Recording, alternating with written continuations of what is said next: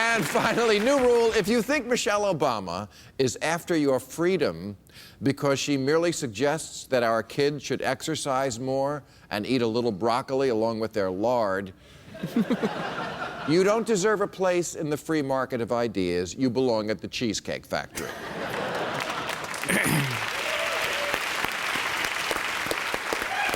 She's not Stalin because she notices your kids sweat Mountain Dew. Now, this is bigger than America's ass. I know that's hard to believe, but indulge me. This is about the teabaggers' fundamental misunderstanding of the difference between freedom and the freedom to never be told anything, like avoid food served in a bucket. It's just a tradition that first ladies get to pick some mundane, up until now non-controversial, cause to promote. Lady Bird Johnson, beautifying America. Barbara Bush had literacy. Betty Ford's was no hard liquor before 10 a.m.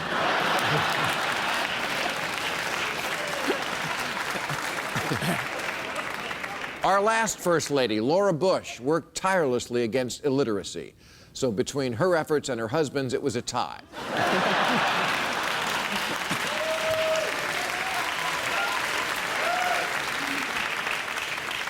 Hillary Clinton did pioneering work in looking the other way.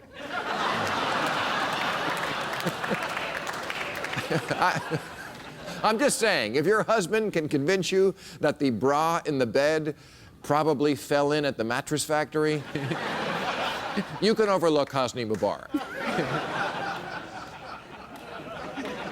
Now, when I look at a moon pie, I just see sugar and trans fat, not my constitutional freedoms.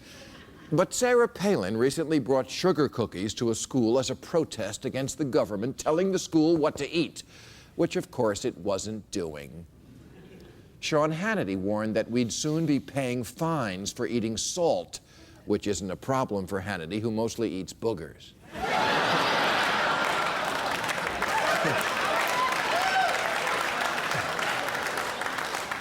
When did the right wing become Joe Pesci over every little thing? You saying I use too much salt? What, am I salty to you? Fuck you, I use too much salt. Here, take some salt right down your throat. I mean,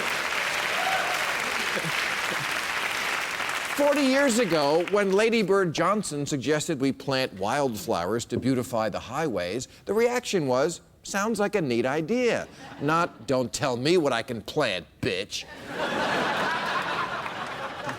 Matt Drudge promoted a story saying pedestrian deaths were way up because the evil one, Michelle Obama, had encouraged people to walk more. Directly into traffic. Those were her exact words, walk into traffic.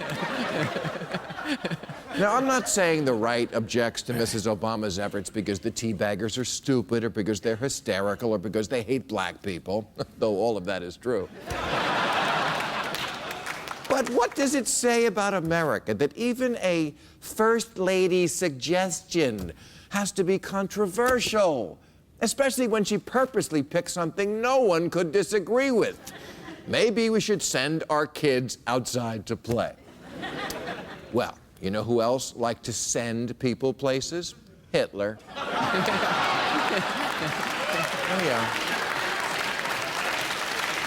I mean, Rush Limbaugh makes a crack about this every week. Because who better to get your health advice from than a drug-addicted fat man?